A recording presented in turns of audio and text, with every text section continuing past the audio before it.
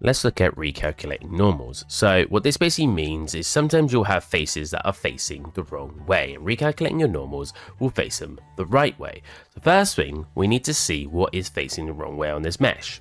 So if we go up to the top right and click this arrow here, you can click back face culling. Now if we go back to the mesh, we can see that those interior faces that I had are actually facing the wrong way. If I were to hide this face over here, we can see that they're facing inside. So they're visible here, but they're invisible here. So to fix this, you can manually select these faces if you want, or you can press A, just select everything, because usually this will work, and press Shift N, and that will recalculate your normals. As you can see, they are now found on the inside. If you do have some normals that still don't get fixed this way, select them, press Shift N, and if it still doesn't face in the right way, then swap this to inside, and it will swap the way that the normals are facing.